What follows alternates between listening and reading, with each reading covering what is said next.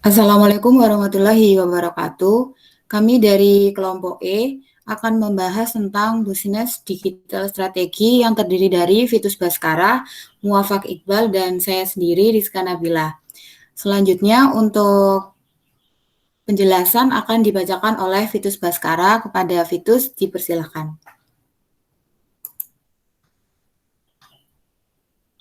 Ya baik, Assalamualaikum warahmatullahi wabarakatuh. Saya Vitus Baskara akan menjelaskan materi ruang lingkup strategi bisnis digital. Nah, hal yang paling mendasar dalam manajemen strategis itu adalah berkaitan dengan ruang lingkup perusahaan, mana mendefinisikan portofolio produk dan bisnis, serta aktivitas yang dilakukan dalam kendali langsung perusahaan. Nah, pemahaman terhadap ruang lingkup strategi digital di sini sangatlah diperlukan untuk mengetahui lebih lanjut tentang bagaimana hubungan dan peran dari berbagai pihak yang terlibat dalam lingkup bisnis digital dan sekaligus untuk mengetahui bagaimana cara mengupayakan strategi digital yang efektif di berbagai pengaturan. Next.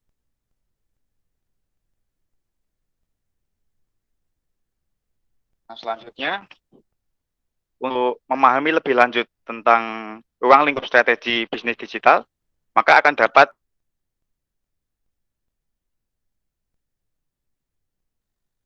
dibagi lagi menjadi 3 subbahasan. Yang pertama, strategi bisnis digital melampaui fungsional dan proses silos. Strategi bisnis digital di sini berbeda dengan strategi IT tradisional, dalam artian lebih dari sekedar cross strategi dan telah melampaui area fungsional tradisional seperti marketing, pengadaan barang jasa, logistik operasi, dan lain-lain. Nah, oleh karena itu, strategi bisnis digital ini dipandang sebagai sesuatu yang secara inheren itu bersifat transfungsional. Strategi bisnis digital sangat bergantung pada pertukaran informasi melalui platform digital di dalam dan di luar organisasi yang memungkinkan strategi dan proses multifungsi untuk saling berhubungan erat dengan bantuan kemampuan IT antar perusahaan. Nah, selanjutnya, strategi bisnis digital di sini cenderung lebih luas dan lebih mencakup ya daripada strategi fungsional lainnya. Akibatnya, saat strategi IT ini diposisikan sebagai strategi tingkat fungsional, maka strategi bisnis digital tidak boleh ditempatkan di bawah strategi bisnis, akan tetapi diperlakukan sebagai strategi bisnis yang diterapkan di era digital. Nah, seiring berjalan waktu dan bisnis menjadi lebih terdigitalisasi dan lebih mengandalkan informasi, komunikasi, dan konektivitas, maka strategi bisnis digital akan berubah menjadi strategi bisnis. Nah, pada saat itu tidak akan ada lagi pemisahan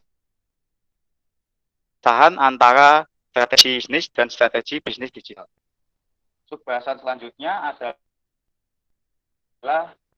strategi bisnis digital. Nah, perumusan strategi bisnis digital di sini meliputi aspek desain produk dan layanan serta interoperabilitasnya dengan platform pelengkap lain dan penerapannya sebagai produk dan layanan dengan memanfaatkan sumber daya digital. Sekarang ini banyak sekali perusahaan-perusahaan yang mulai melihat kekuatan sumber daya digital untuk meningkatkan kemampuan IT mereka dan sekaligus untuk menyusun strategi baru untuk produk dan layanan baru mereka.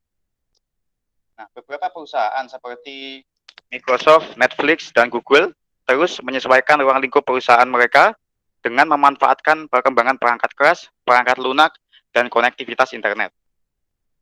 Nah, selanjutnya untuk bahasan selanjutnya adalah strategi bisnis digital memperluas ruang lingkup di luar batas perusahaan dan rantai pasokan ke ekosistem dinamis yang melintasi batas industri tradisional.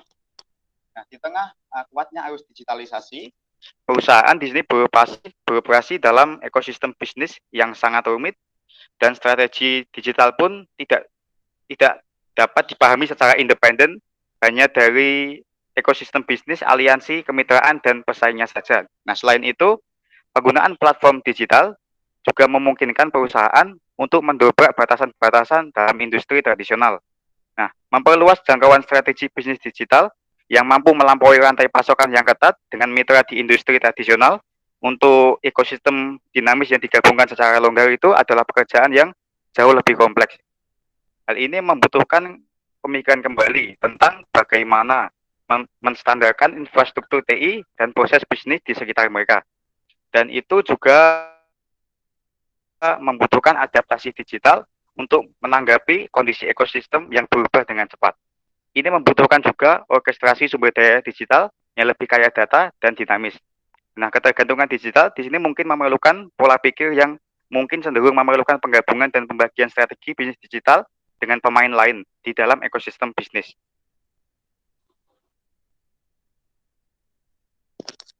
Untuk selanjutnya akan dibahas oleh teman saya.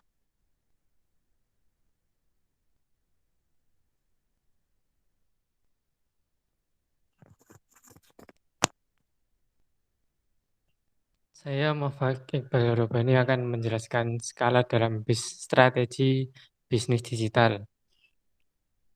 Jadi seorang pebisnis itu harus mampu membaca serta cepat tanggap dalam menanggapi kecepatan perubahan informasi maupun teknologi dalam dunia digital.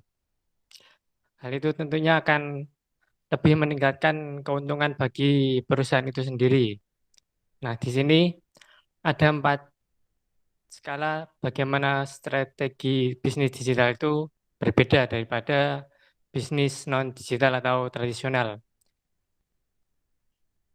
Yang pertama adalah naik turunnya kecepatan dunia digital sebagai kemampuan strategis yang dinamis. Jadi, meningkatnya ketersediaan serta ketergantungan pada layanan komputer berbasis cloud telah menyediakan kemampuan strategis yang dinamis bagi perusahaan untuk menurunkan atau meningkatkan skala infrastruktur yang dimiliki oleh perusahaan.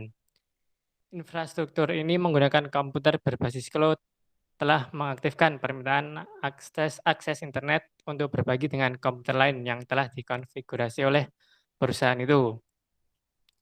Model ini didasarkan pada permintaan yang pelayanannya dilakukan sendiri. Sumber daya yang telah divirtualkan atau dikomputerisasi, serta kualitas pelayanan yang telah diukur. Saat infrastruktur digital dan strategi bisnis menjadi satu, kemampuan kecepatan skala ini menjadi kemampuan yang sangat strategis bagi perusahaan untuk beradaptasi dengan keperluan dinamis dari marketplace digital.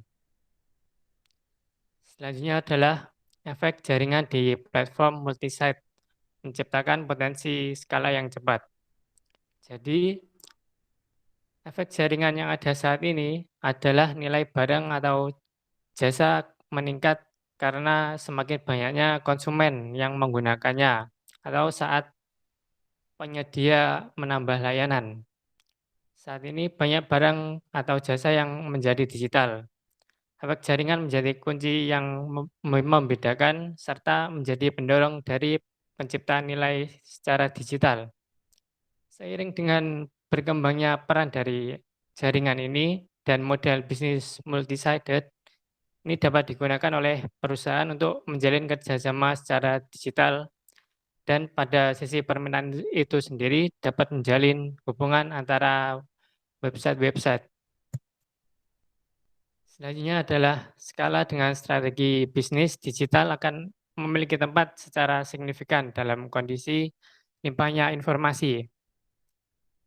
Pada zaman sekarang ini, banyaknya informasi yang beredar menciptakan suatu kombinasi, yaitu kombinasi antara intensitas digital, konektivitas, serta database yang besar, yang kemudian melahirkan sebuah konteks tentang jaringan yang melimpah. Hal ini kemudian semakin diperkuat oleh sebuah pertumbuhan dari apa yang dinamakan dengan Internet of Things, yang tidak hanya menyediakan hubungan dari benda-benda, tetapi juga suatu ledakan jaringan digital dari orang-orang dan data. Jadi, penskalaan dengan strategi bisnis digital akan membutuhkan pemahaman lebih mengenai bagaimana mengembangkan kemampuan dari organisasi untuk memanfaatkan data-data yang tersimpan di dunia digital yang sangat banyak ini. Data yang besar ini mencakup obrolan di sosial media, crowdsourcing dari ide yang berasal dari jaringan di tepi, serta berprofilasi miliaran dari mesin yang bekerja secara terus-menerus di berbagai aspek, seperti aspek energi, lingkungan, pengiriman, transportasi, layanan kesehatan, dan lainnya.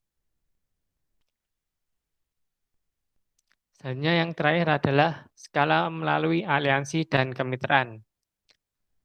Saat intensitas digital meningkat dan strategi bisnis digital mengambil alih, pilihan untuk penskalaan bisa menjadi didasarkan pada aliansi dan kemitraan melalui aset digital yang telah disepakati oleh perusahaan lainnya di dalam ekosistem yang melintasi berbagai batas industri tradisional yang berbeda.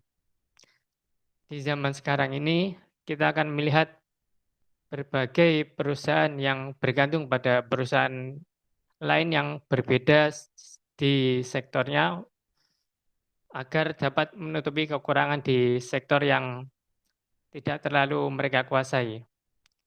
Selanjutnya akan diterangkan oleh rekan saya.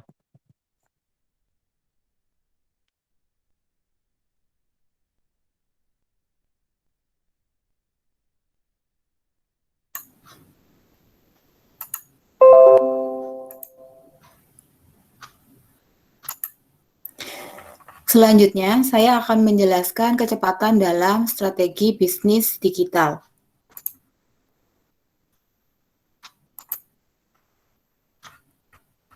Dalam kecepatan bisnis digital ada 4 macam kecepatan. Yang pertama yaitu ada kecepatan peluncuran produk.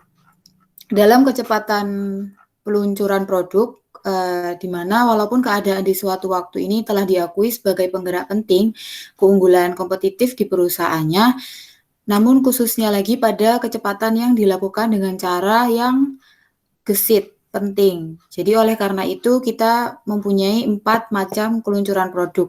Dalam kecepatan peluncuran produk, perusahaan digital ini bermain murni seperti Instagram, Facebook, Twitter, Google, dan lain-lain.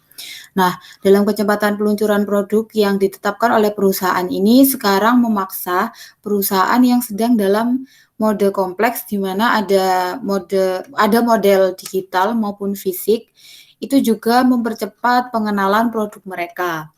Lalu kapan perusahaan tradisional ini menambahkan dimensi digital ke dalam strategi bisnis mereka?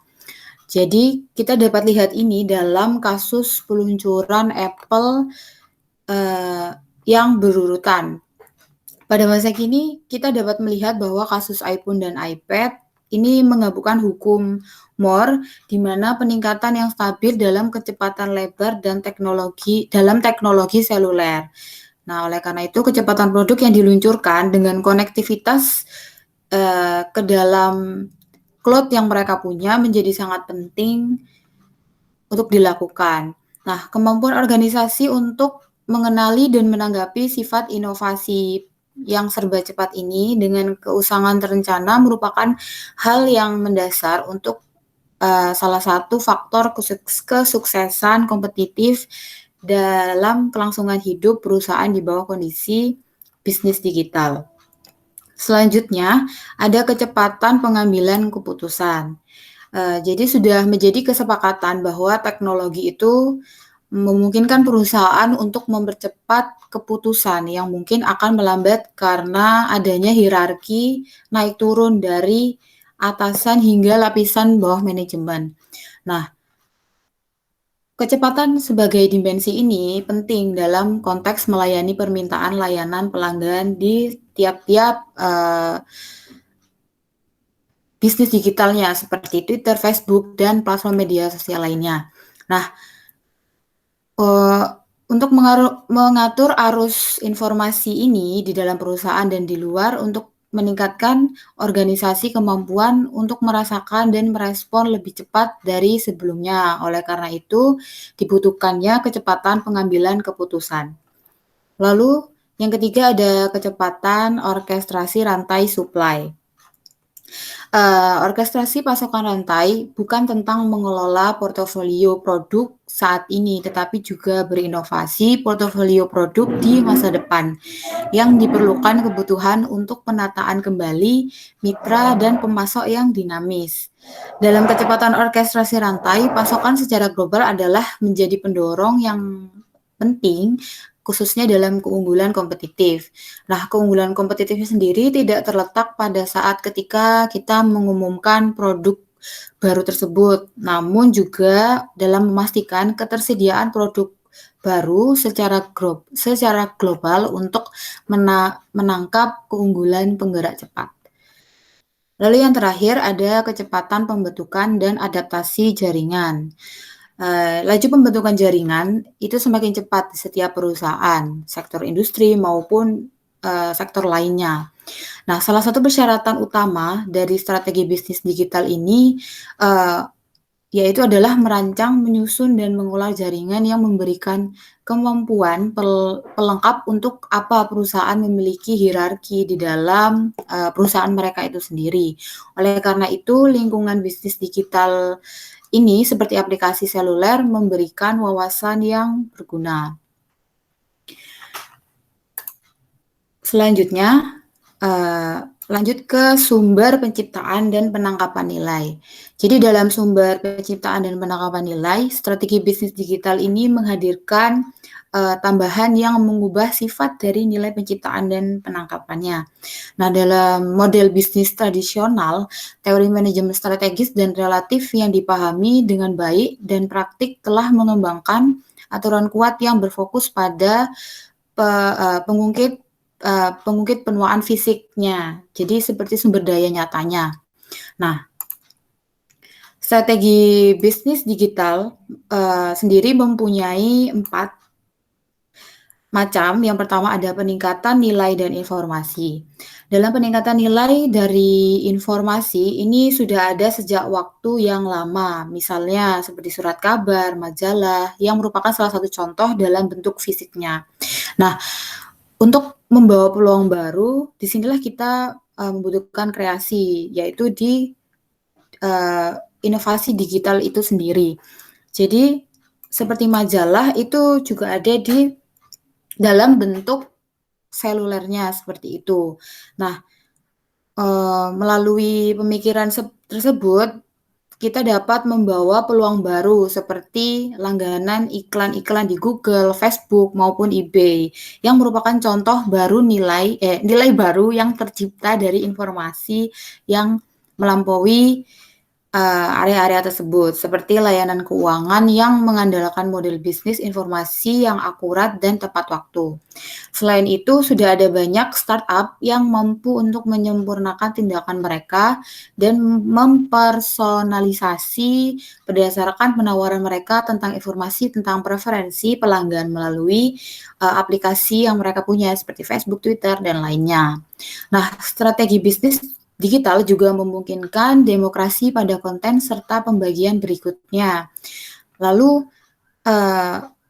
hal ini merupakan menimbulkan keuntungan sekaligus menciptakan sumber nilai yang baru secara fundamental. Lalu yang kedua ada penciptaan nilai dari model bisnis multisisi. Misalnya masuknya Google ke ponsel didasarkan pada pemberian perangkat lunak dari HP itu sendiri atau perangkat itu sendiri secara gratis dan memonetasinya melalui kemampuannya untuk mempengaruhi dan mengontrol periklanan.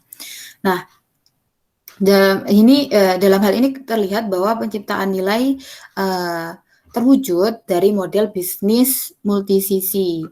Selanjutnya ada penangkapan nilai melalui bisnis terkoordinasi. Batas nilai yang melibatkan koordinasi yang kompleks antara pengembangan aplikasi seperti iOS, Apple, Android, Windows, dan lain-lain, produk-produk perangkat keras maupun lunak, ini merupakan salah satu penyedia di dalam kinerja Facebook, YouTube, dan lain-lain. Nah, model bisnis ini tidak independen, tetapi berpotongan dan saling beroperasi melintasi perbedaan yang mereka punya, seperti itu. Lalu selanjutnya yang terakhir ada perampasan nilai melalui kontrol arsitektur industri digital. Nah, berbeda dengan pabrik atau perusahaan yang lain seperti Samsung, Apple dan lain-lain. Untuk konsumen akhir ini dapat dikatakan bahwa Apple itu termasuk mempunyai tingkat konsumen yang lebih tinggi karena kontrol arsitektur industrinya ini memungkinkan Apple mengekstrak premi yang lebih tinggi atau yang lebih berinovasi. Nah, oleh karena itu kita perlu memikirkan lebih banyak tentang peran teknologi digital dalam mempengaruhi tidak hanya bisnis strategi dari masing-masing perusahaannya, tetapi juga sifat dari industri dan sumber penciptaan nilai dan lokasi yang dipunya. Dengan melakukan itu, kita dapat berada dalam posisi yang lebih baik dalam mengidentifikasi hal utama dalam bisnis digital yang kita punya. Sekian dari kami. Assalamualaikum warahmatullahi wabarakatuh.